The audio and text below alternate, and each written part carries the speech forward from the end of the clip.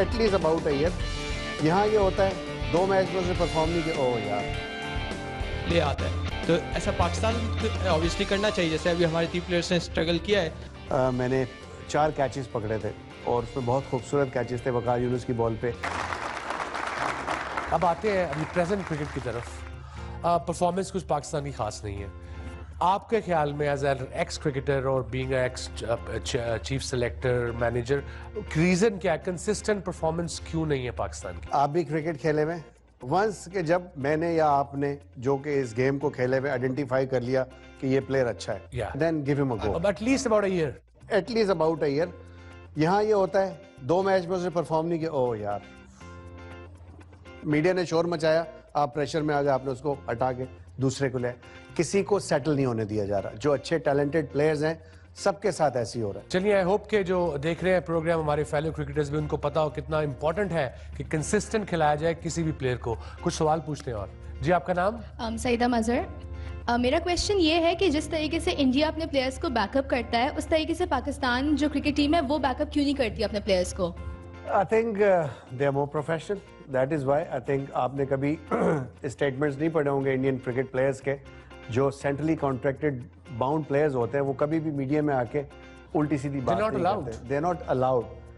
Simply, we are also not allowed, but still and all हमारे time to time players आते हैं और कोई ना कोई कंट्रोवर्सी क्रिएट करा देते हैं। चलिए, एक और क्वेश्चन पूछते हैं। बेसिकली जो इंडिया बैकअप करता है, जैसे धोनी का इशू हुआ था सीएसके के आईपीएल के मैचेस में, ऑब्वियसली ये, और पाकिस्तान के प्लेयर का अगर कोई इशू होता है तो पूरा वर्ल्ड उठ के इनके ऊपर अटैक करता है, और इंडिया प्लेयर्स के ऊपर अगर होता है तो इंडिया का बोर्ड इनको चुप करा देता है और इनके प्लेयर्स को साइडलाइन कर देता है और फिर थोड़ी देर ले आता है। तो ऐसा पाकिस्तान भी ऑब्वियसली करना चाहिए, जैसे अभी हमारे 3 प्लेयर्स ने स्ट्रगल किया है, तो पूरे वर्ल्ड में हमारे मुल्क की इंसल्ट हुई है और इंडिया अपनी इंसल्ट नहीं होने देता। बिकॉज आई थिंक हम अपने प्लेयर्स का मजाक खुद उड़ाते हैं, हम खुद एंजॉय करते हैं downfall of people, and that's probably the reason. मेरे भी व्यूज आपसे इस चीज पे मिलते हैं कि हमें अपने प्लेयर्स को बैक करना चाहिए, because they are our property. ये हमारे हीरोज हैं आने वाले। हम थे, हमारा वक्त गुजर गया, बट आज के दौर के ये हीरोज हैं। ये नई जनरेशन को ये गाइड करें, तो वी शुड बैक। देखो, हम एज अ नेशन मिसबा को टुक टुक कहते हैं, तो बाकियों ने तो हंसना ही है, इंक्लूडिंग अस। या सो दैट्स द रीजन। वो टुक टुक ना करता तो हमारी टीम हर मैच में 70 पे आउट होती। बिल्कुल ऐसी, बिल्कुल। And he is one of the top players, top 10 में अभी भी है वर्ल्ड के वनडे में। So we as a nation, unless until we as a nation अपने हीरोज को हम ऊपर उठाएंगे नहीं, तो मेरा नहीं ख्याल कोई हमसाए मुल्क या गोरे हमें आके कोई एक्स्ट्रा हेल्प देंगे। सो फर्स्ट स्टार्ट करें घर से, तब फिर बाकियों पे तनकीद करें। चलिए, एक क्वेश्चन पूछते हैं हम लोगों से। जी, आपका नाम?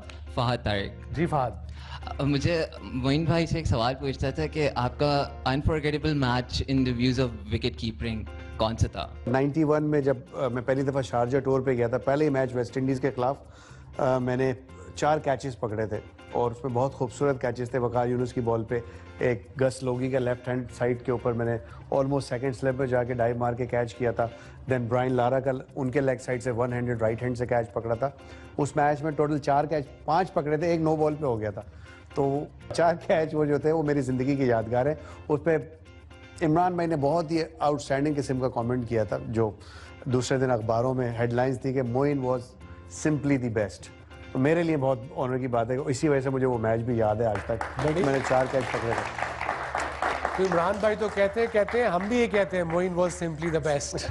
या लेट्स आस्क अनदर क्वेश्चन। मुझे मोइन खान से एक सवाल पूछना है कि कोई फनी एक्सीडेंट बताएं इंग्लिश के हवाले से। नहीं, ऐसा मुझे अपनी तो याद नहीं, और होगी भी तो नहीं बताऊंगा।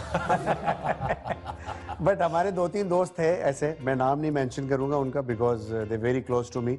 बट जब हम लोग दोस्त बैठते हैं आपस में तो हमेशा ये रिपीट करते हैं कि ये इंसिडेंट्स हुए थे। हम अंडर 19 में ढाका में लंच कर रहे थे, तो वेटर सर्व कर रहे थे। तो अब नेचुरली बंगाली लैंग्वेज किसी को भी नहीं आती थी, तो एक दोस्त ने अंग्रेजी बोलने की कोशिश की और उन्होंने वेटर को आवाज़ दी, एक्सक्यूज मी। वेटर आया, yes what do you want sir? उसने बोला, जी आई वांट सालन। उसने कहा, व्हाट सालन? कहते हैं, सोलन सोलन। तो उसको इंग्लिश में उन्होंने सोलन कर दिया। ग्रेवी मंगानी थी, चावलों पे डालनी थी। और इसी तरह एक, अगर टाइम है तो मैं जरूर सुनाऊं, तो बड़े मजेदार। तो ऐसी एक दोस्त से इंटरव्यू हो रहा था, तो किसी ने पूछा उनसे, what is your favourite dish? तो उन्होंने कहा, जी ज़ी टीवी।